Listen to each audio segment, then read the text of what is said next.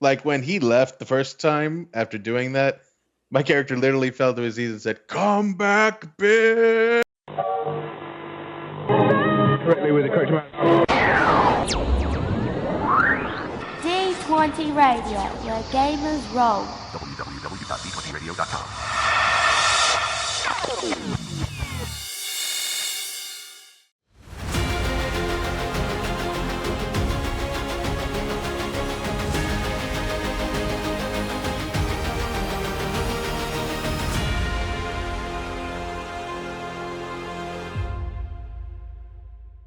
Welcome back to the How We Roll Gaming podcast, everybody. It's good to be back. Good to be back here as indeed. well. Nick, Robert, how have you two fine gentlemen been doing? Well, I personally been doing very well. I was about to say, that good, huh? We were both being polite for each other, but I'll break the tie off. But yes, I've been doing good at my work.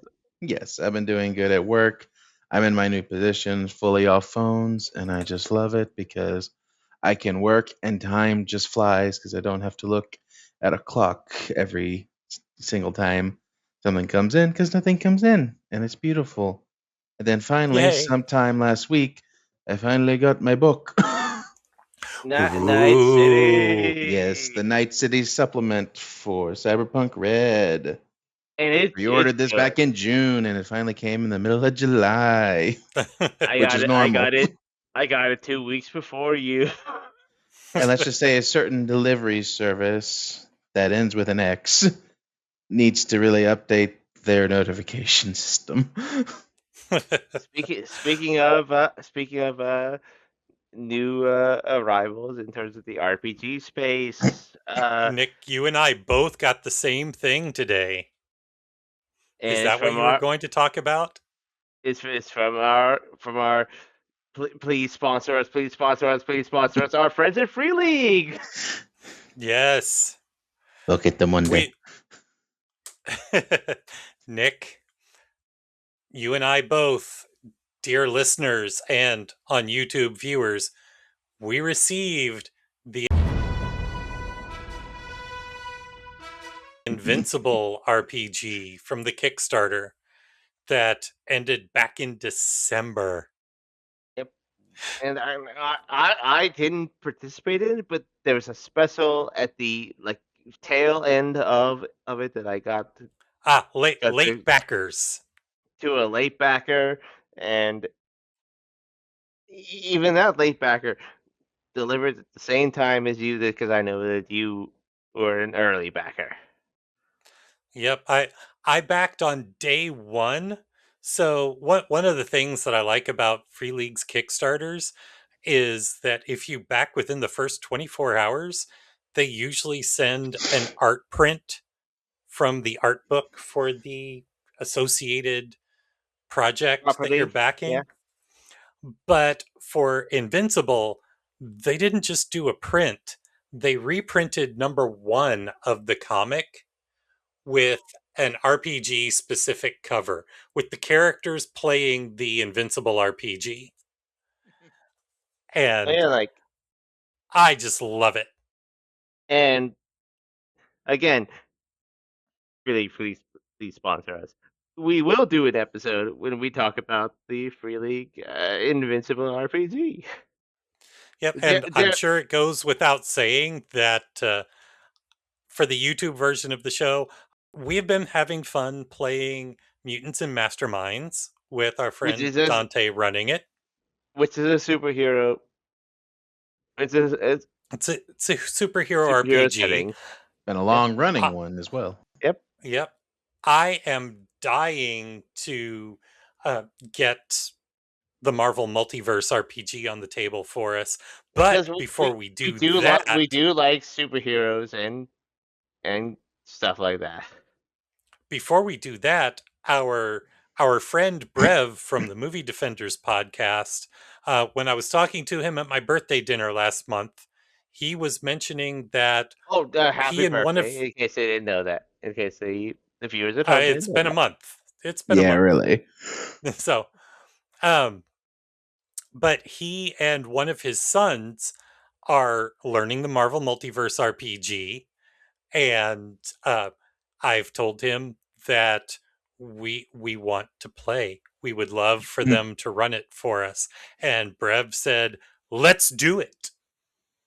So, oh, Daryl used to play Miles Morales.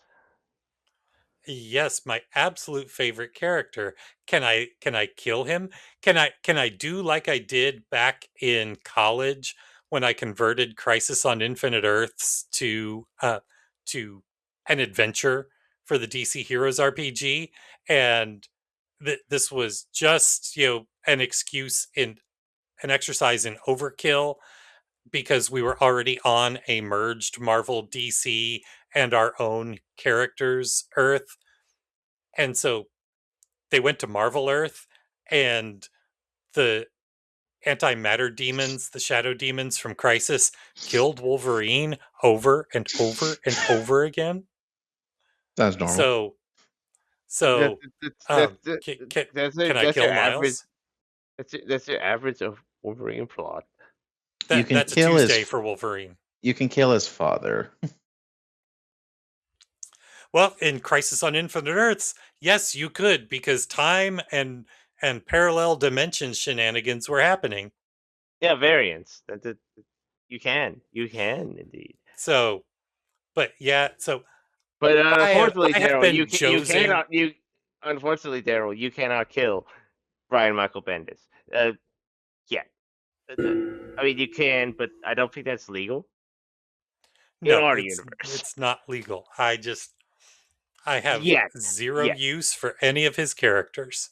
So, but I have been, especially since we started Mutants and Masterminds, I've been wanting to play more in the superhero RPG sandbox.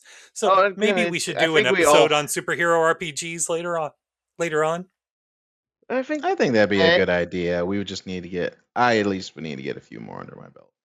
Bring on Dante, and especially us playing, because I'm going to be speed running to get us to these plays because we have the starter set for Invincible here. So at least get that under the belt. Yes, we both have the starter. So, yeah, I'm looking forward to playing it. I want to play Marvel Multiverse. I can, just so that we have a basis of comparison, I can probably even throw together a one-shot of the old DC Heroes system for our group. Or at least put it in the playlist. We could watch some really cool players play. Well, you talking about the Sam Witwer, Freddie Prinze Jr.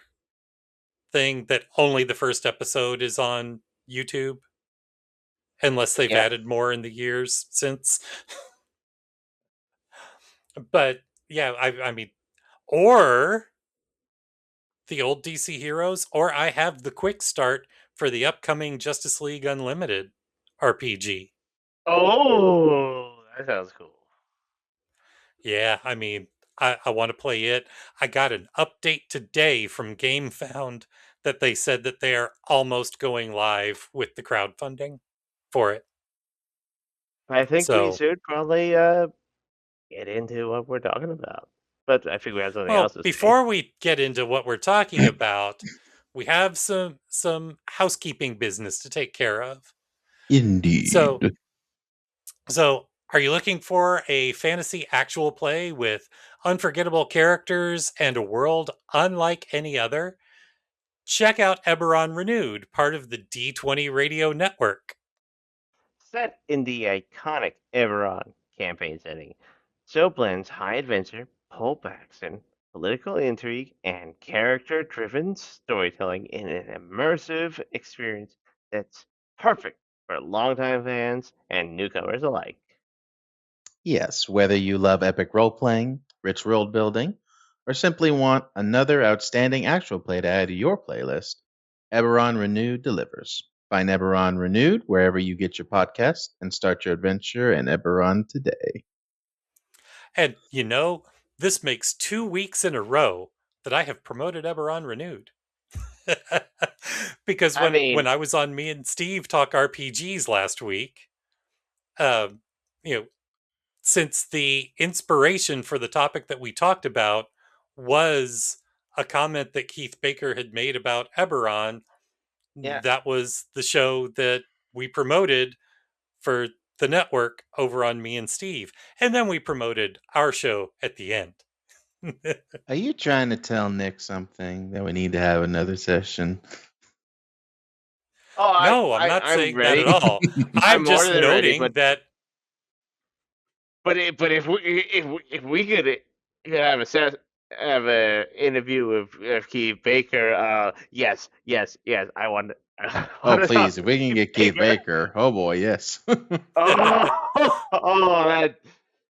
that Well, I mean, I don't have that necessarily that kind of pull. Although we are talking to a couple of future guests. I'll be sitting down in a couple of weeks across the table to talk to one of them.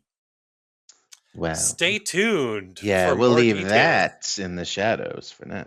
Yes, if I could talk with Keith Baker, get out of there. It's just me. I want to pick his Nick has brain. gone bye bye now.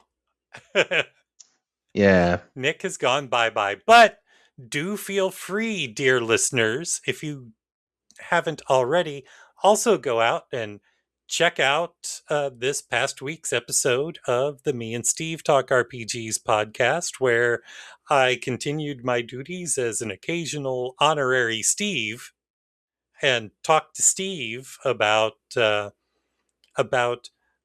customizing settings that exist already. Customizing as existing settings. as You well as do our good work sister, for us, honorary Steves. as well as Yes. our sister podcast, Castle Nerdy, where we talk about all kinds of different things, including recent movie releases. Yep. Yes. But I think it's But time to get in, as we have going to return to some glory stories. Yes, yes. So We've, it's been a every while since great we've stepped into it. this is our second. No, this is our third. Third, Oh, did I miss a second? Yeah, you missed the second, but that the second was the one where we had Betsy, Stephanie, and Brian on. Ah, darn. Well, glad to be back for this one, and it's a welcome back topic for it. we all love to talk about. Yes. Every great RPG campaign needs a great villain. Not just someone for the heroes to fight, but someone who gets under the player's skin, makes every victory feel earned, and leaves everyone talking long after the dice stop rolling. Today, we're sharing our RPG glory stories, villains we love to hate. The masterminds, monsters, rivals, and recurring bad guys that made our tables cheer when they finally went down or gasp when they got away. So let's get into it. So we we've made some notes about the villains that we want to talk about, but there's no particular order that we need to go in. So who wants to go first? I'll go Take it first. away, Nick. Take it away, Nick. Well, we know the first villain that Nick loves to hate, and that is Slappy Squirrel. Yeah. Or is it the unbeatable Squirrel Girl? Oh, you haven't run a Marvel game yet, but if you don't make her the big bad, I will be disappointed. It's coming, Nick. Don't worry. I need to remember to tell Brev that. But I will say, your antagonist, the Emperor of Las Vegas, in your Walking Dead campaign, is a incredible villain. I actually had him down on my list. I wasn't going I to talk had about him, but I like him too. I had to bring it up because even though by technicalities none of us have faced them in combat, nor have, and very sparingly, have been used. the presence. He is of them. omnipresent. Yes. He is In fact, basically the Thanos before Endgame. yeah, we and has shown, and even in the few moments where, again, only a few characters have experienced, but we're in the sea, able to watch those scenes, we are terrified and we feel their power through every session. Yes, my character Hank, when he was voluntold to go on this mission, just felt like, can y'all leave me alone, please? I just want to live. Like, Well, no, we can't leave you alone because you're a PC.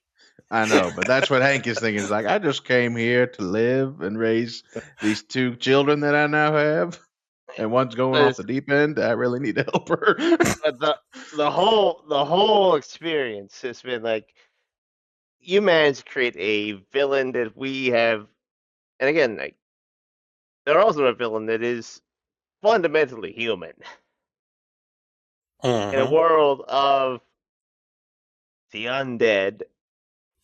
It's a fundamental human character that, yeah, can be killed, but it's the amount of power presence that makes them into this monolithic Well, that we are will interested in. And also, I will have to perhaps have to remind everyone that I am currently 5 characters deep into this campaign. No, you're not. You're 3 characters deep. Yeah, you can't count the NPCs, Nick. You're 3. Yeah. Well, I will humbly accept the compliment because my big concern with him has been, since he isn't terribly active in things that are going on, that he might just seem like, a nondescript big bad that's standing off in the background. So if you are all genuinely feeling his presence, then I can breathe a slight sigh of relief.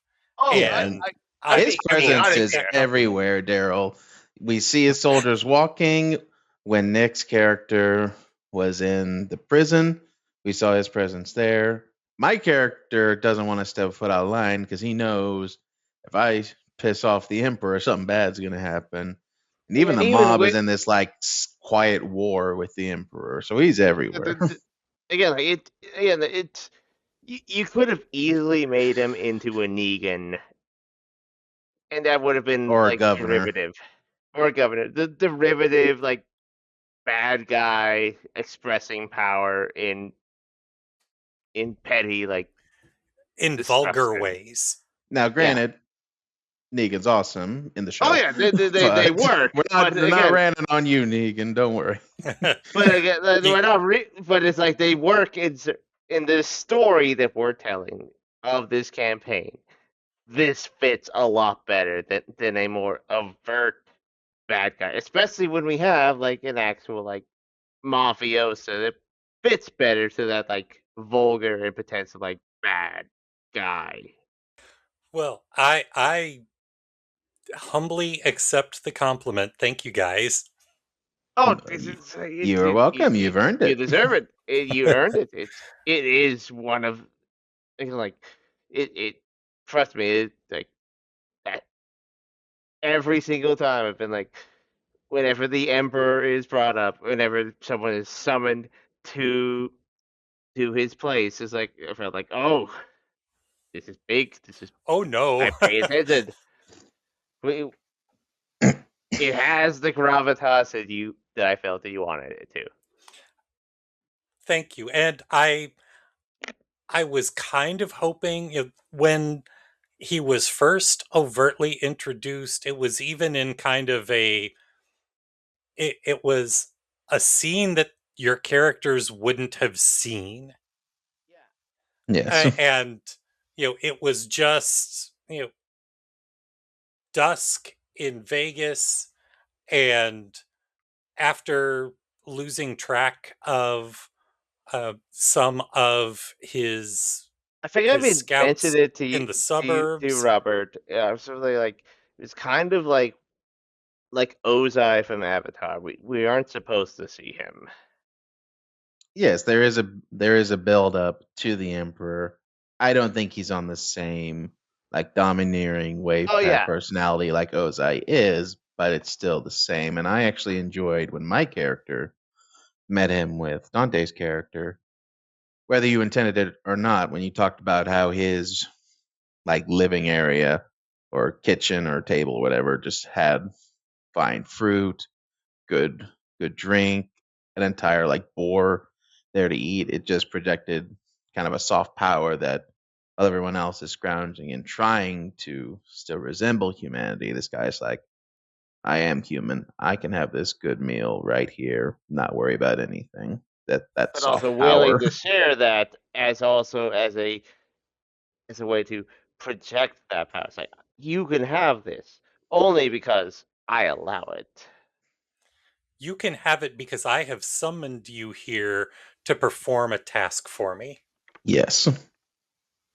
Again, And it's subtlety, it's strength. It's that type of reciprocal benefit that can make a villain enticing enough to be like, maybe I don't want to beat you fully. But also, when you've your characters walked into the room, yeah. Go ahead. But also, we've seen the cruelty, the inhumanity. It's like it's basically carrot and stick. Though I would argue he's been at a distance enough that some of our characters may argue, okay, is that really happening like the Emperor wishes it, or is he just kind of letting those under him do what they do as long as they are a benefit to him? Yeah, what I was about to say is when your characters walked into that room in the last session, he didn't start twirling a mustache and threatening you to go do this or else. He brought you in, he offered you some of the lavish comforts of the dining table.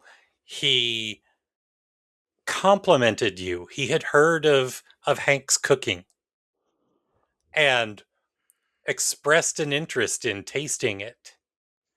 And he wasn't giving Dante's character compliments in that way for a couple of reasons. One, they have a history together, but also part of that history is being part of the same military chain of command, Again, it's and a soldier his being taking control. Dante's superior even then, Yes. so he related to him in that way. But he Again, wasn't being this looming menace. He was, well, the ruler of this community. And he was also someone reasonable, like, well, these mafia guys are going to the air base, and I know what is there, but I'm not going to tell you. But if they get it, it's going to be bad. So we need to stop them. Or this home that I have built to help people in Vegas may not be here anymore. it's a multifaceted character that feels like, yeah, we've built up that they are the villain of the arc, but you can see how people can be drawn into them. The seduction, these sort of like, I'm not that bad. There are worse individuals. Since we're talking about this campaign, another one on my list from the GM perspective is I like the way that Elijah Flores has developed. He's gone from being one of the survivor NPCs from the random selection in the core rulebook. Yep. To being someone that, with all of your help as players, has gotten fleshed out, and he started out being a slightly antagonistic NPC who was part of the party to Again, being I don't want to. more of an overt villain. Again, I don't want to add more. I like how naturally they're becoming their own character. So that's all I'm going to say. He was fleshed out by our fellow GM Nick here, who has proudly played him a few times for Daryl. Well, and part of what helped me as the GM flesh him out is because I saw what you were doing. Yeah. Well, what I was going to say is part of what has helped me flesh him out from the GM side is, as I've mentioned a few times on the show, and as both of you know, whenever possible, I'm working with a character, be it an NPC or a PC that I'm playing, I like to cast someone as that character. Yes.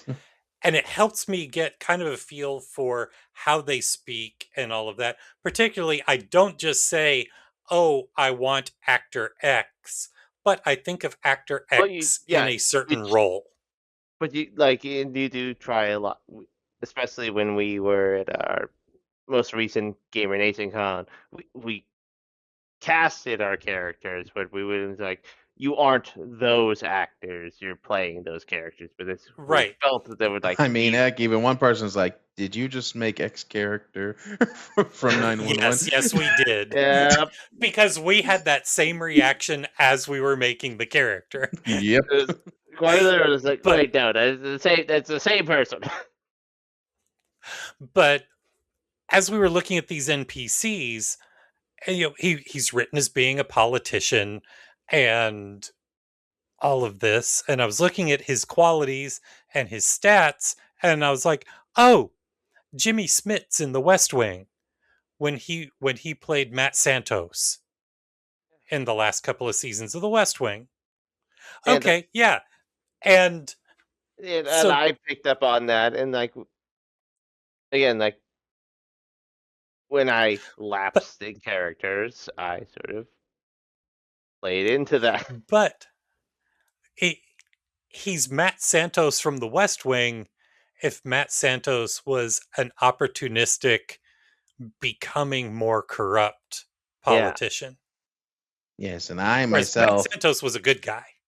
And I myself am interested to see how Elijah develops now that he's lost his trusted guard dog, Amber King, because she is now gone. So he does not have that same physical power that he used to. But he still has a whole lot of I'll be glad to come back and reprise that role. But I still have to. I'm still waiting. I'm going to be playing bit parts until season 2. And the next session should be the season finale. Or at least part 1 of a 2-part season finale, depending on how things go during the session. Knowing us, I think it might become a 2-parter. That is entirely possible. Or it could be it's going to be interesting. I'm very excited. Yes, but we've talked about kind of high-level big villains. I'm going to bring it down of a favorite villain that I created and that my players really loved, who was basically a henchman. And that was my NPC, Warden Karnor, from my very first campaign I did, Star Wars Ashes of an Empire.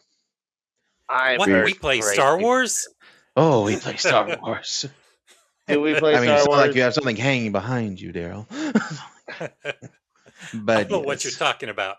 The gas. Oh, yeah, sure you don't. Star Wars doesn't use a D20. Well, the WotC did, but anyway. But yes, Warden. Other side behind you. Yeah, Warden Karnor wasn't some big strategic villain or like a governor or Moff or a Dark Lord. He was just a racist imperial dick who ran a prison ship because he couldn't hack it in the actual Imperial Navy. But he was a dick, he was racist, he was antagonistic, he'd fight, he'd try to hurt people, but he did it in that over-the-top villain manner, like you sometimes see in Star Wars, that you just love the guy. You love to hate the guy. Oh yeah, if again, a lot of people oh, we want a nuanced villain. There's a place for just no. There's a place for he's the bad guy. He is the worst guy. Yes, and I'm actually glad because when basically the prologue was that they were on a prison ship going to a planet, and then the prison ship crashed on the planet. I was there. Yes. But the next session, as they're kind of like collecting themselves, getting out of the debris, I actually left it to chance. I was like, okay, did Carnor survive? And I like literally flipped a coin in my head, and I was like, okay, he survives. And that was one of the best decisions I made because I brought him back. Daryl, Robert flipped a coin. What? How unique. That happens about as infrequently as we play Star Wars. Yeah, totally infrequent. But he came back. Let me check a randomized table. Don't tempt me. You know we're playing Fallout tomorrow. But yes, he came back. He was at the governor's mansion. They fought him there. He got so angry that he literally took like a stationary turret, ripped the gun off, and started using that as a weapon. Oh, snap. Jeez. And then in the fight, he finally left because I was like, I don't want to kill him here. So I had him leave. And then I told my players, guys, he was at 1 hit point. And they're like, oh. Oh, you had to hit him with that. Oh. Yeah. And it was true. And then he came back in a gas refinery where the PCs were infiltrating. He captured one and actually drugged him with the gas to make him start seeing things because he just wanted him to suffer. Until finally they're taking down a communications relay. And Warden Carnor has one Dark Trooper, but Carnor is just working at the controls, basically making the Dark Trooper harder to fight. Like he gashed the room, he sent in repair droids, he put a shield over the thing until the droid died, until he basically became that final like, oh, you killed the big threat. Well, I'm still going to try and shoot you. And it's like they one-shotted him with a really good hit. And sadly, he died. And I knew it was a good villain when my character said, wait, he's dead? Oh, I didn't want... Oh, are you sure he's dead? He can't come back? I'm like, you cut off his head. Sometimes it's one of that facts. It's like, no, I ain't done with him. And even now, when I talk about it, I know I made it good or he was memorable when some of my players say, yeah, I miss him. I miss Warden Carnor. He was fun.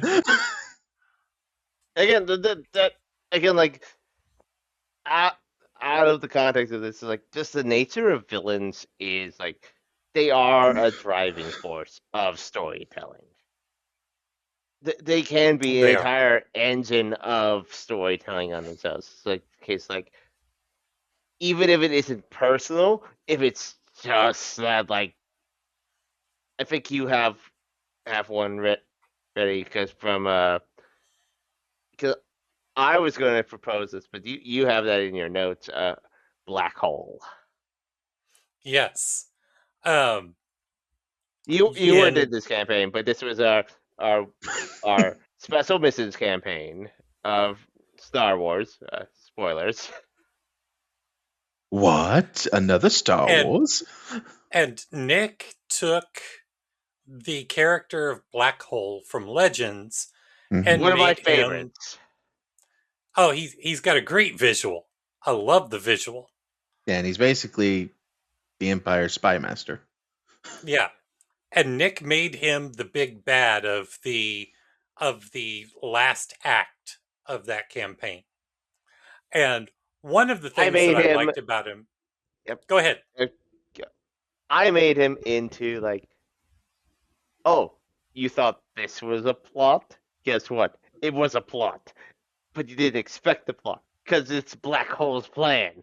He thought 5 steps ahead of you every time. But what I liked about him is even though our characters, by their nature, talked smack to him every time he would communicate with us. Just by their nature, they did that.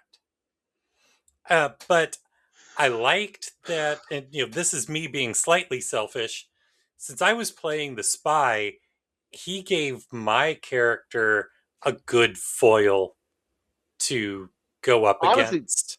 that was the most fun. Like the basically after every quote unquote foiling his plan, he would show up to say like, "Ha ha, you foiled my plan." But then we'd have the sparring match between you and me. And it also let me make, by virtue of him being the Empire's spy master, it allowed me to make frequent use of the signature ability counterintelligence, which is slightly broken. Just slightly. Again, I accepted the brokenness, but also then used it against you. It's like misdirect, different ideas. Like you broke one scheme, there's another scheme. And then I broke that one. You foiled my plan, but that was part of my plan. and then which ultimately though became a fun spy master. It made it against especially your, and on top of that, a player of ours who's infrequent, but by the name of Xander, was also there. That was more genuine, being like the pseudo nemesis, and everything was like, yeah, we were creating like a narrative of like trying to beat a spy master. Yeah, it's almost one of those duo rivalry fights that they both just feel like, well, I want to beat you, but I don't want to kill you because then what would I have left? Yeah. So it's a whole Joker thing. It was kind of a Joker. It was kind of a Joker thing. Like again, in an alternate continuity. Again, this is also the same. Going back to a previous is Glory Stories. This is the same campaign where I foiled myself by creating just giving us a cool set piece. Yeah, I was going to say ultimately he was foiled by us doing math. Which is, Nick, is again, that really the start of your true hatred of math? No, it's just the inevitable. Eventually, I will be destroyed by math in real life. Well, instead, Black Hole and all of his schemes were destroyed by math. Yes. And because we did the math and calculated correctly that big giant ice sheet set piece was too large to burn up on entry into the atmosphere. Well, arguably, it's also that in character for Black Hole, he is nothing but a cool. If you haven't looked up Black Hole as a character in Star Wars Legends, he is just he's aura farming. It's like, so he aura farmed too close to the sun, and then they use math to use the aura farming to destroy him. Serious question. Who, in your opinion, Nick, who aura farmed more, Black Hole or Vader? Oh, do if I have need to put choose? Jeopardy music in post? No, it's Black Hole. Wow, that's saying something. Because Vader can back it up. True, very true. It is different. Like, Black Hole is literally just a guy inside of either a back to tube or like different types of cybernetics, and hiding behind like the coolest holographic disguise ever. Yeah. The coolest holographic avatar ever. Like, that guy is like, yeah, that's cool as heck. So, Nick, I think one of the Star Wars Legion mini Patreons that I support quite a while ago did a Black Hole mini, and I haven't printed it out because I don't think a paint job can do that hologram justice. Oh no, it really can't. It really can't. It has to be like a transparent, like, even this. I mean, well, yeah, and I mean there is transparent. Yeah, there is transparent resin. I print all of my Jedi characters Jedi and Sith characters out of transparent resin so that the transparent resin is their lightsaber blades. Like I think, but he Daryl, if you is can put somewhere in here like what Black Hole looks like, and you'll understand why. It's like he is. well, and I was about looking. to describe him for the audio only version of it, in that he looks like a cloaked and helmeted figure made entirely out of a star field. Yeah, flowing star field. Yeah, it is like so. As the idea of the Imperial Spy Master, that is the coolest way to that he again like So even the fact that it is just a projection, it's like, oh no, the Imperial Spy Master is literally a void in space. So if space, the color of space were reversed and it was white with black stars, I have clear, transparent, colorless resin. I could print it out of that and just put, the star points on in black. Oh, that could be cool, yeah. But I can't do that. Mm-hmm. Because it would need to be black with white points. Yeah. So like I did enjoy, like, even though that campaign didn't end how I wanted it to, the fact that you guys were so willing to, like, the minute you saw the opportunity to destroy him. Well, yes. Because we're not going through all the BS that he has waiting for us. Inevitably. I had antagonized them for like it was easily at least 10 sessions. I'm gonna go around it, not through it. That's right. That's exactly. We're just gonna smash it. Again, like, I don't blame you guys for doing it, but like because I had put you guys from the ringer, and he's always been like the smug, like, you fell for my plan. You activated my trap card. Yeah, we're through with you. Well, speaking of kind of your spy and Black Hole being rivals or enemies, in Nick's Eberron campaign, my character Gundar is very closely with a villain there as well called Rarsak, who is a black dragon in the region of Kubara, ancient black dragon, who also has a demon's heart where his heart would be. And because Gundar touched some golden eye thing, which was from a corpse, which was in a coffin that got surfaced on an island by pirates, and now he has my eye for some reason because I touched the thing, and now that golden eye is where Gundar's right eye should be. He has now a psychic link to that dragon, and neither of them like each other very much. They do not. They do not. They are not friends. They have made no's. They would rather this situation not happen. And this is entirely, like, I will say this, like, I did not expect that to happen. They just snark and insult each other. The number of times each of them have called each other bitch has just been numerous. Yet Gundar wants to keep the connection for one thing, is that Rarsak can actually make him feel something, because character Gundar, because of past things he did him. For my character Gundar, how it worked is he actually grew up in a cult, so he kind of got brainwashed and did some things he's not happy about.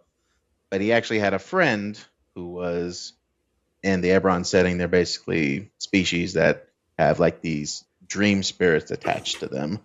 Uh-huh. And he was very close friends with one, but through brainwashing and peer pressure, he actually killed his best friend and then immediately regretted it afterwards. And because of that, he helped both expose the cult to the authorities and left to kind of journey to be a better person, someone that his friend could actually be proud of or just be better than he was. But through that, he lost all physical feeling somehow. He doesn't know why. He can't feel anything physically, like he can't feel pain, cold, heat, even though the body would of course still be susceptible to that. Oh, yeah. He can't Like, taste anything. He can still die, but it's like he'll be like, oh, if you got a grievous wound, it's like, oh, yeah.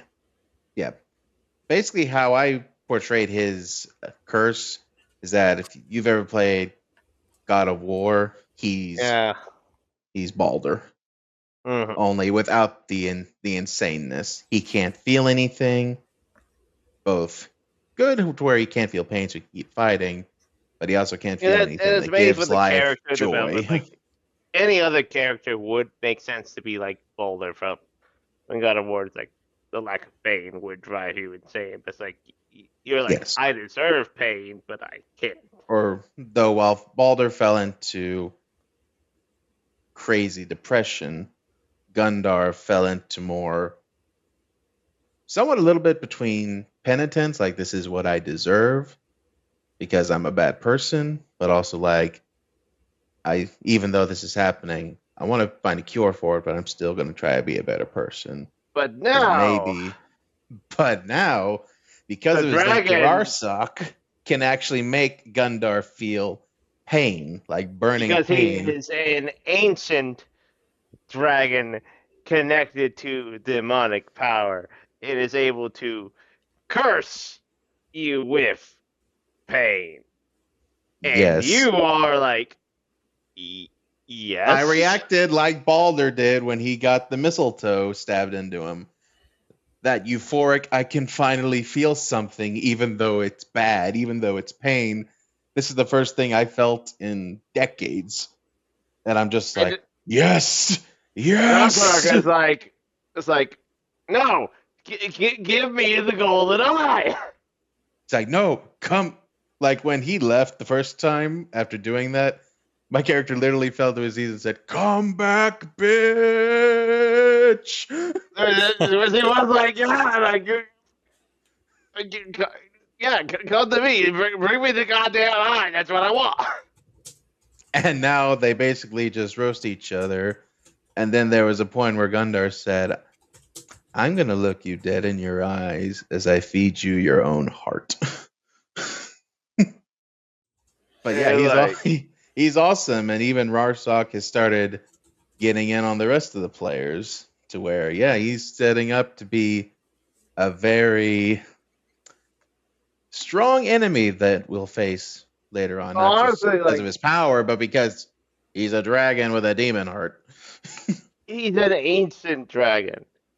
Yep. Like, and they've encountered dragons of various types, mostly good ones. Surprisingly, but and again, like Eberron is a setting where it's like, there's a lot of like the alignments are flipped. So this is a bad dragon, which ironically matches D&D Black Dragons because they're both evil and they're the dragons most people know that are just plain jerks. And this one also has literally the heart of a demon because it stole it and is now like, and they're going to go because they have to go there to meet with them. Mm-hmm. In what has been described as basically their demonic swamp town. Yeah, it's basically like if we were going to an ancient Aztec temple in the swamps. Yeah.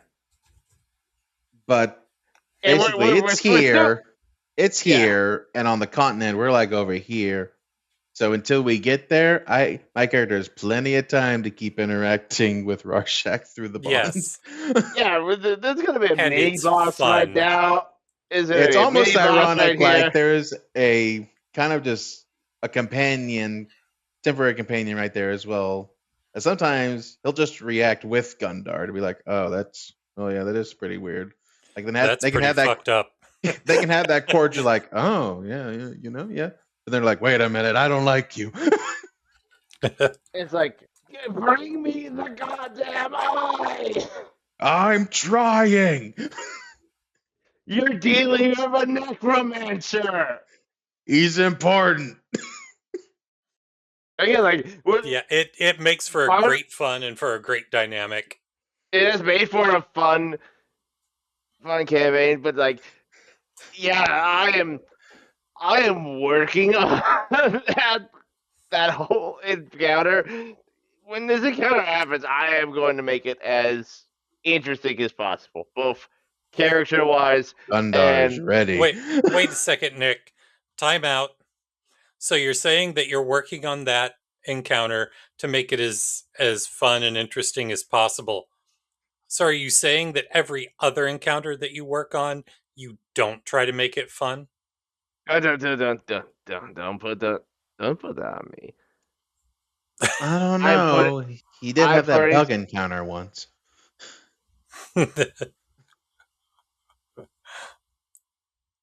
Yeah, and I mean it's not quite the end of the show yet. We're not really bullying you. Oh no, we got plenty more stories. Yeah, we've got plenty more stories. But I did want to point that out, Nick. You just said that that's the encounter that you're working on making fun and entertaining. Everything else you're just phoning in. From a certain point of view. Well, if we want fun encounters, and you two were here for that, do you two remember from a certain Dark Knights campaign someone called the Condiment King? Unfortunately. Yes, we were there. For those who don't know, my Dark Knights campaign was basically, what if Batman in Star Wars? So we were just like, and we thought that we thought we were gonna have some fun. We thought we were gonna have some fun. I was gonna have the best boy, Nightwing. I was better boy, Jason Todd. No, yes. I was the best boy, Nightwing. Yeah, so I had to adapt Batman villains into Star Wars, and I did the normal ones. I made Penguin a hut. I made Scarecrow, basically a guy who found one of the Dreadmaster's masks and became obsessed with fear. Solomon Grundy was a Gendai. I had a few others planned out. But then I was like, Batman had some of those like one-off joke characters. Yeah. Why don't I just use one of those? And I'm like, there was that guy called the Condiment Man in Batman. Condiment King. Yeah, Condiment King, who was basically just a guy brainwashed by the Joker to be a gag villain. So like, what if I just made... if I had thought that we were going to talk about him, I would have pulled that clip from the Lego Batman movie where Joker lists out all of the villains that he recruited there in the beginning, and like the Eraser and Condiment King and Kite Man were in there, and he's like, those are all real. Look them up. I'll be silent. I'll give you the chance. No, it's okay. The end result was like, he's like, those aren't real. It's like, yeah, they are. They're worth for Google. Yeah, they were real. But yes, we're the Google. So I was like, so I made him. And basically in Star Wars, there's the restaurant that these two have been obsessed about called the Biscuit Baron. I mean, it's canon. It's canon. Yes. So I said, okay. Well, it's Legends. Legends canon. They have not. Honestly, that's surprising that they have not removed it. That sounds like something that Kevin Scott would bring back in a heartbeat. Yeah. But yes, Condiment King, I basically turned him into a Biscuit Baron employee who for some reason got obsessed with sauces and started making his own Biscuit Baron sauce. Only this sauce was very acidic and it started, melting people's faces. So he got fired and went on a bender and became the condiment king going around destroying biscuit barons and stealing all their sauces. And so that led our intrepid characters to face him in a defunct alcohol warehouse that he had repossessed into his own little sauce making factory. And they fought him and his animatronic Biskin Baron mascots. Again, it's absurd, but it both fits the narrative and was super fun. We were all in. It was a lot of fun. Yes, and then the fight was fun too, but sometimes it's just fun to play that guy that you're not supposed to take seriously. Oh my god! Again, sometimes a villain is meant to be fun. A bad guy. It's like a cartoonist bad guy. Like I'm playing the necromancer in this in our Eberron campaign that you guys are gonna fight. He's just a funny guy. He's bad. Yes. He was literally having dinner guests when we came in. We were a bunch of little hands with little bow ties on them. It was really fun. It's also funny because that's when Dante revealed that his character is kind of necrophobic. Again, you can make iconic villains with and make them kind of silly because sometimes classic villains like Dr. Doofenshmirtz and stuff like that, or Mr. Burns are funny guys, but they're also they're the bad guys. Daryl put in the Doofenshmirtz Evil Incorporated. I don't know what that is. Oh, it's the small jingle that always played when Doofenshmirtz came on. I don't know who that is. Phineas. It's from a cartoon called Phineas and Ferb. Doofenshmirtz is an evil scientist who wants to take over the entire tri-state area and fights a platypus. Gotcha. Daryl, if you don't know that, Nick, it was after my time. And he's a better father than anyone you can think of. Yes, Daryl. I forgot that your time was after the dinosaurs. That is correct, sir.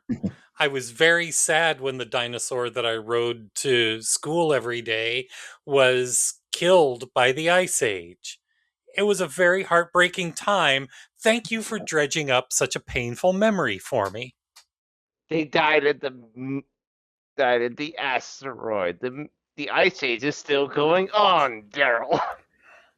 Well, Nick, I will not have you belittling my dinosaur friend's death. Okay, His name was Snookums. I will have you know. Well, before Daryl goes into his villain arc, I've kind of rambled on. How about we go back to you, Nick? Got another villain for us? I do.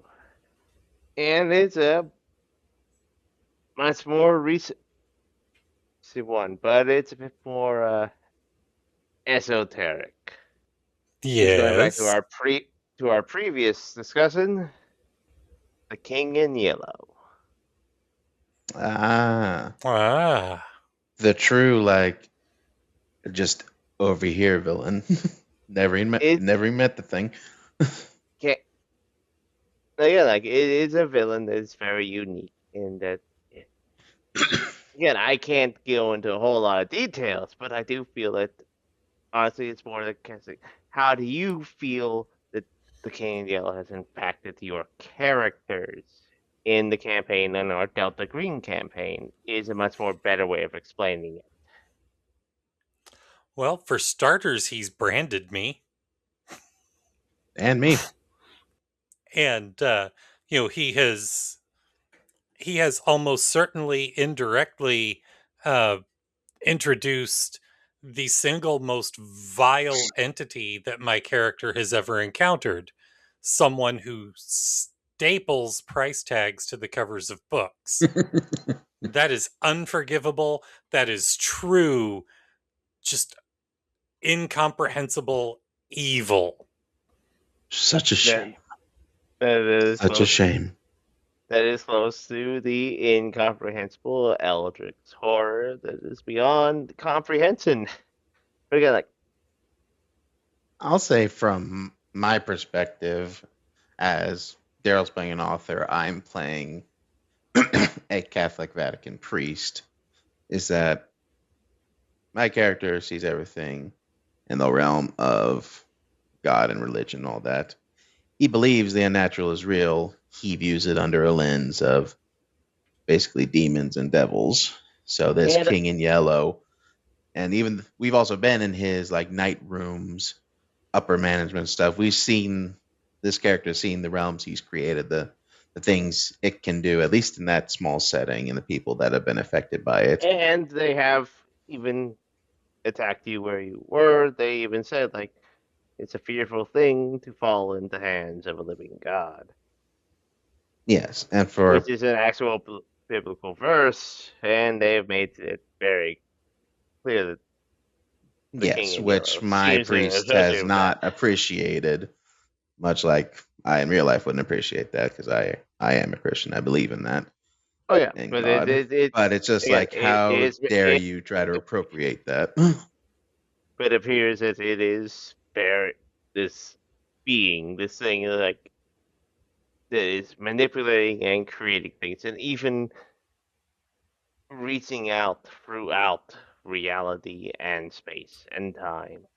Yes, but even now, my character still sees him as just a powerful demon or a powerful devil who he will fight through faith to the best of his ability. If he falls, again, so be it. Again, this is without revealing anything more, but it is definitely like, as playing as the GM, as the entity of this, it is going to be interesting to see how you view this enemy, because it is an enemy when we get to it. Yes. Especially since we're not even a third of the way into the narrative. We're not even an eighth into it. Right.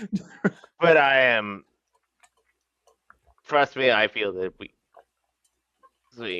if we ever revisit this concept, I would love to hear your opinions on like what my portrayal. Again, like, also the nature of the King of Yellow is very unique. It's actually getting a lot of like unique individuals have been like creating their own narratives on it recently in the sort of like cosmic horror space, especially on like YouTube and stuff like that. But it's like, oh yeah, Impossible Landscapes is very popular right now. And just the King in Yellow in general, like, yeah, it has become so like, I would love to see how I've written it. I'm deliberately not paying attention to any new stuff from new interpretations, because I wanted my perspective to be what I wrote it for. Yes. But I was like, definitely be glad to see if we revisit this, how you feel like the King in Yellow as an antagonist once we finish this campaign.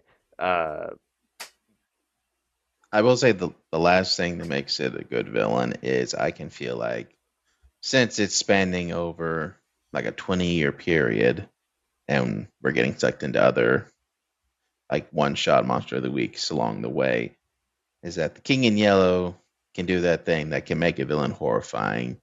You can forget about him in the mundanity and chaos of other life, that when he finally comes back, it's almost like, how could I forget you or let you leave my mind? Yeah, that's what I've been trying. Who knows what I've been allowing you to do by not remembering? That's sort of what I've been trying to do, is like introduce elements and be like, here's one element.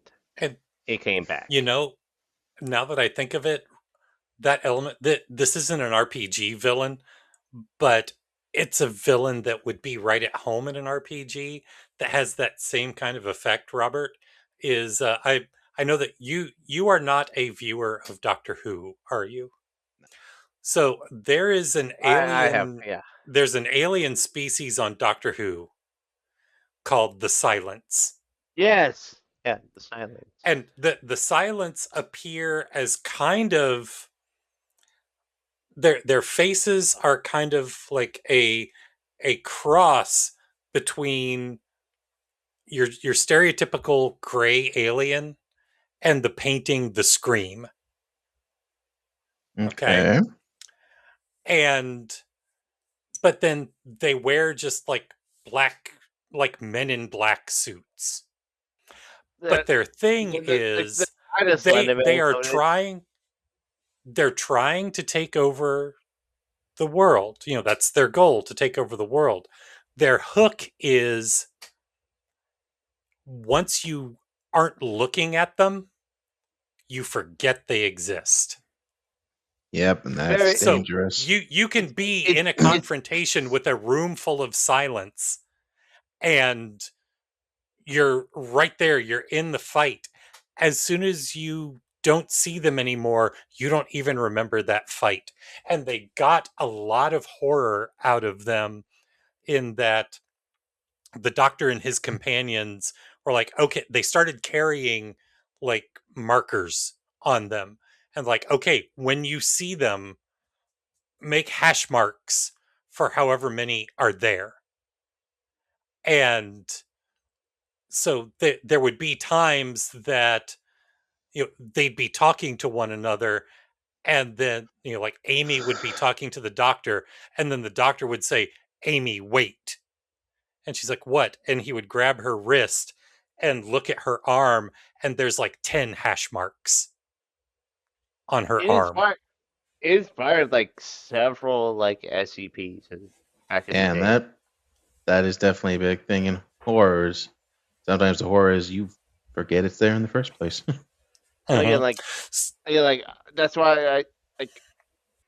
Again, And we had a whole discussion about impossible landscapes and the King of Yellow, and like honestly, I could go on for hours on it. But it's like the fact that it's a villain that I am introducing to you guys, and the fact that you don't even grasp the whole ability yet. I'm so excited. Even if it takes probably until we're in our 90s, we'll be playing this goddamn campaign. Cue the Deadpool and Wolverine clip. Till you're 90.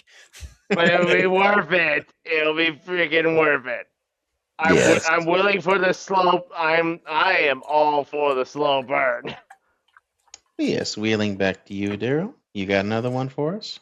I do, and I know it's on your list, but I'm going to swipe it because by all means. The two of you were the GM for this character, co-GMs for this character, but I was the player, and we all loved Allegria in your blanking Legacy on of the Force. Legacy of the Force. Thank you. We have so many campaigns that sometimes I forget the titles. I feel you there. Robert, air high five. But we loved it. We did it. The first session, I think every single one of us completely bought into her just being a fun NPC. And we wanted her to stay around. And the second, I don't know about anybody else, but the second time she showed up, I was like, wait a second, that was pretty damn convenient. There's going to be another shoe dropping here somewhere, isn't it? But you know what? I don't care. I love her. Robert, I think you should start because you were the. I'll give you like the credit for like the characterization. That was great.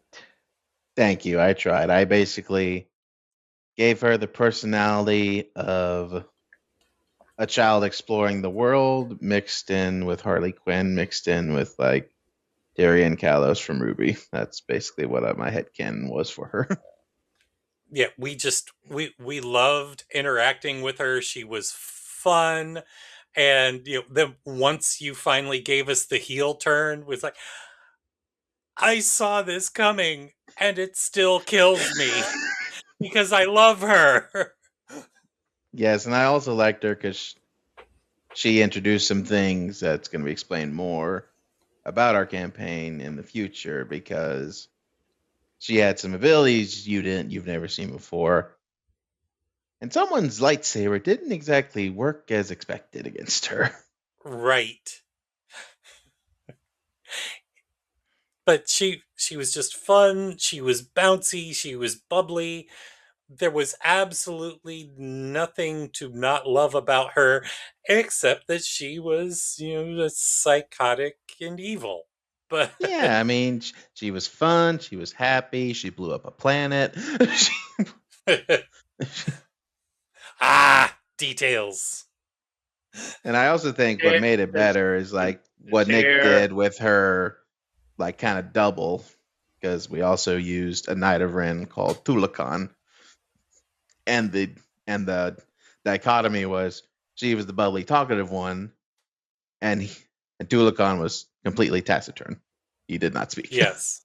And yet she was like, "Come on, buddy, let's go." And honestly, that again, we spent a long time on that. Like, and I felt like when you described like, oh, we need to create the dichotomy, light, Yes. dark. Yeah, something that we create like bubbly, super fun, girly pop. And it's like, no. Well, it was. Big, you say you spent a lot of time on her. It was time well spent. Thank you, and we're trying to do that with the other people you're encountering as we go forward. Yeah, it was like the main factor was like we did want to create like we did, and I think like, and this isn't a this is this spoiler. We said like we didn't want to make discount Knights of Ren. Exactly. Even though they are the Knights of Ren, they are different. They are. Yeah, the Knights of Ren are cool, but they don't have anything and didn't do anything. We want to be like they're cool, but they're not for popped collars cool. Yeah, here's some someone made characters. They didn't make characters. We're making characters. Yeah. To say something that Nick has always said about Star Wars, we've turned the Knights of Ren and actually made them do something, and actually show some imposingness, unlike the Emperor's Guard. Yeah. Right. Yeah, like honestly, that's been my biggest like. All right, the biggest like flaw of all Star Wars, like the Emperor's Guard, is like, so they're cool, and they don't do anything. It's like, do something. Again, like we're making villains that are yeah, they're the mini bosses. You guys gotta beat them, but they have to be like. But they're also challenging what you assume. Yes. And they have to be unique. They have to fight. And that makes, when you get to the actual villain, the big bad, it's worth something. Yeah, it all comes full circle. Every fight is a challenge. Every battle is like, yeah. Or sometimes the real battle is not facing it, but getting away from it. Yeah. As my last villain did in Nick's Whisper Base campaign. Mm-hmm.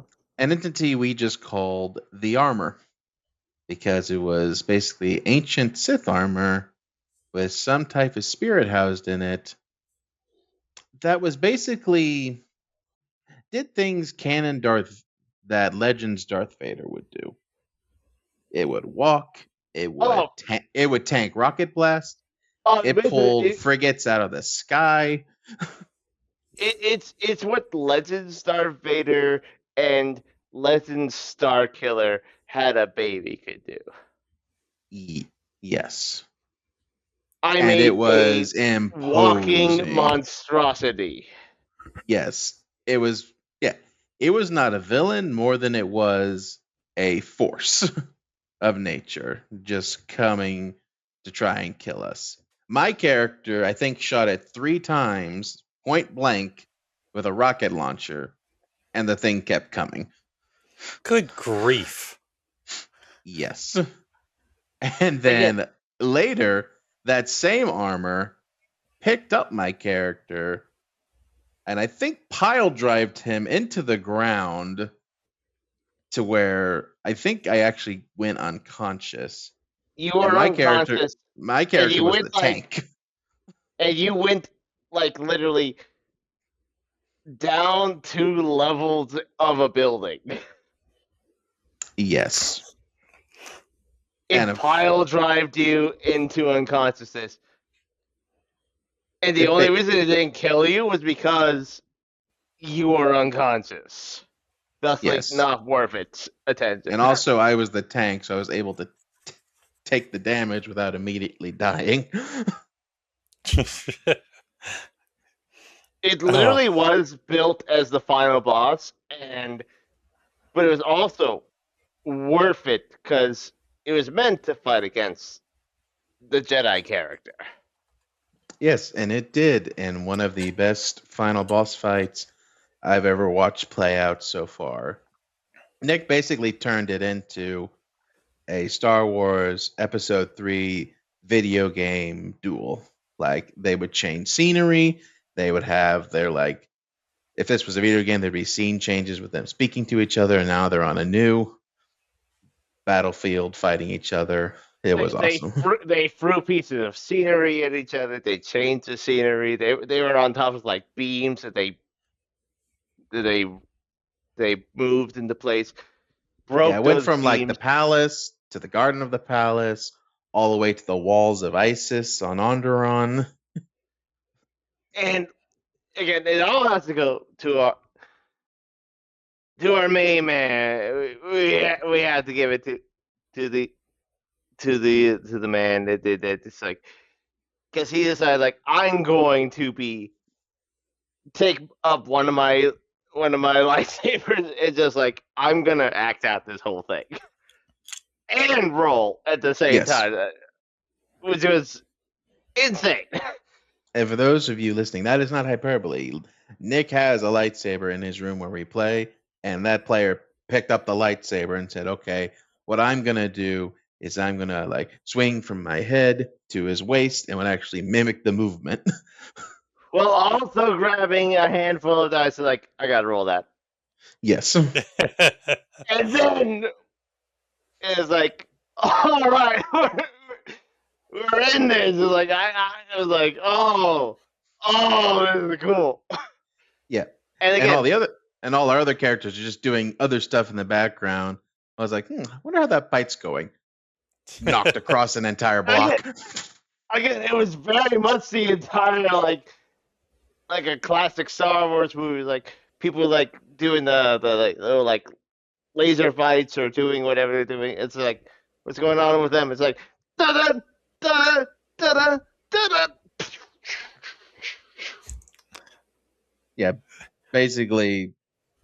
Episode 1, Qui-Gon and Obi-Wan versus Darth Maul. Then it's like, I wonder what those people in the palace are doing. Now let's get back to what you're really here for. And like, that's awesome. It was, again, with no prompting. They did that on their own. It's like, I mean, yeah, this is the big finale. It's like, and they even like when they were like, all right, I'm being a little bit overdrawn. It's like, well, you're gonna get a setback. It's like, but I'm gonna fight back. Get a boost. And we were like, let's get the music. We need the music. It was. So did you say Jarvis dropped my needle? I know that's the wrong franchise, but no. We had Robert there, and he had the Metal Gear Rising. Metal Gear Rising, baby. And that was like really brought it through. And he won. He won. Honestly, it was a hard fight. It was probably the hardest fight I've ever. Yeah, I think it's the hardest fight you've ever made, Nick, and I loved it. But it was like mainly because like it was so strong, but it went through so many areas. It I think it might have been my best fight. It is, hands down. I will say that with full confidence. Best fight. That sounds like there were times that I wish that I had joined in on that campaign, but part of why I didn't was since our son was part of that campaign, I was like, I let him have one to himself. Oh, and he did really good. Yeah, like I think that it was the best. If I had to pick like best campaign for most players, that was the one that I like had the most like epic moments. That really, and that's the kind of thing that you can do when you have a memorable villain. And it's like we've been talking about, and we still need to do at some point our episode on making a memorable villain. But sometimes it's just fun to talk about awesome villains that we encounter. Honestly, there's. I mean, honestly, sometimes making a villain is not. There's not an easy, quick sauce to it. It is not. No, there's not, which is why there's enough. Because I feel like we to make an entire episode out of. What we talked about here, it's like we've talked about like several different, really strong villains, but they're all different. Yeah, we've got the existential, we've got the big bad, we got the omnipresent, we've got the lieutenant that just carries out the orders. We've got the gag villain. We've got the villains that you almost don't want your characters don't want to finally defeat because then they're gone forever. And then there's the ones that they're bad but they're fun. Oh, I have one more final one that is iconic from our classic games. Oh, our gag villain, the one that from Group 4, as you remember him, Daryl, Copper Wrist. Oh yeah. I thought about including him, but since he was one that was in one of the supplements and you pulled in just for a throwaway villain and then we just mocked him so mercilessly, in character to his character, that you kept bringing him back, that I didn't include him just because he was pre-made, but yeah, he was a lot of fun. It was from a pre-made from the Force and Destiny. What was it? The Force and Destiny. I don't even remember which one he's from. It's from the Force. I just know that he was in a published FFG book, and his from the Force and Destiny booklet that came with the GM screen. Gotcha. Yeah, he really goes by Iron Arm. Mm-hmm. But Robert, I know that you weren't part of that campaign, but most of the players. Let me set up the scenario. He's a former Republic officer, lost his arm, and just got a robotic arm, and has a cortosis blade, and he hates the Jedi because he lost his arm. But Daryl. But he goes by Iron Arm, and it's me, Stephanie, Xander, and Xander 2. And do you think that any of those personalities involved would have let him have his nickname? At best, I could see Xander too, but the rest of you, no. Oh We no, called he was him. all in. They were all in on it. He was all in on it. We all would call him Random Metal, Random Part of the Arm. The one that stuck the most was Copper Wrist. Yep. So, yeah, Even our comeback, he wasn't a big bad, but they had beaten him, but they did have him come back in an adventure 5 sessions later, and then they're like, oh, and just dispatch him instantly. He's like, oh, it's you, Titanium Elbow. yes, that kind of thing. Literally, yes, literally that's what they call him. Yeah, that was exactly the kind of thing that we did. Nice. Yep, those are fun too. But again, enemies can be iconic, villainous, rememberable, and can be pathetic but fun. And some of them can store nuts for the winner. Squirrel. Yes.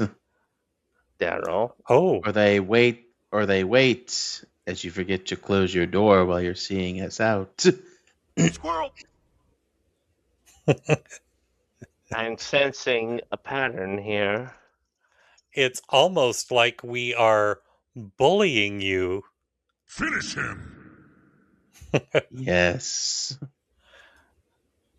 As the window I left open today will do so. Wait, this are we going to have, next time we're over at Nick's, are we going to have to sneak into a different room and leave a window open? Squirrel. No, we have to open his balcony door in his bedroom. Yes. No. There are multiple keys involved in that. I have a rock. It's called vandalism. Not if I'm inside.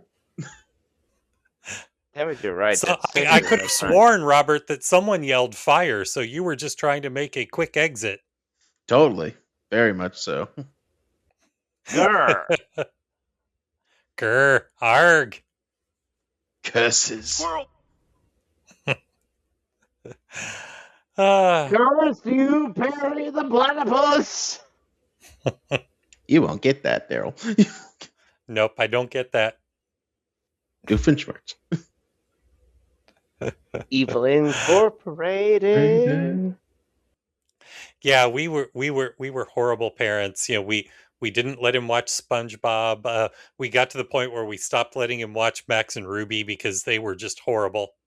I mean, that's perfectly fine, but like, Phineas and Ferb, that's classic. Did you let him watch Jimmy Neutron? Neither Phineas and Ferb nor Jimmy Neutron were you may not watch this. They're just not shows that he ever watched. Brain blast! To the best of my knowledge. Pain, suffering and pain. So, no, SpongeBob was forbidden, and Max and Ruby was forbidden after a while. That came out. After channeling like so much pain, my children. Okay, now Daryl's just hurting all of us, so we need to end this. We need to end this, so I'll just say head over to howwerollgaming.com, your central hub for everything How We Roll Gaming. You'll find details on our current campaigns, our full podcast archive, plus quick links to our merch store and all our social channels so you can stay connected wherever you hang out online. And speaking of that merch store, we still have our newest shirt, the one inspired by my favorite clip that we play. They shenaned once, they'll shenan again. Nice. Yes. And if you're looking Yes, and if you're looking to support the show directly, the best way is through Patreon at patreon.com/howwerollgaming. We've got membership tiers starting at just $2 a month, with perks ranging from special recognition in our Discord community to on-air credits and exclusive discounts in the merch store, so you can get said shirt. And while you're supporting us, you can also help the show at no extra cost by using our drive-through RPG affiliate link when picking up your next tabletop goodies. And finally, we want to hear from you. Got questions you want us to tackle? Topics you want us to see on the show? Or a legendary RPG glory story of your own to share? Drop us a line at podcast@howwerollgaming.com. We read everything, and your message might end up on the show. Now go forth and create villains so unforgettable your players will be complaining about them years later. Until next time, I'm Daryl. I'm Nick. And I'm Robert. And this is How We Roll.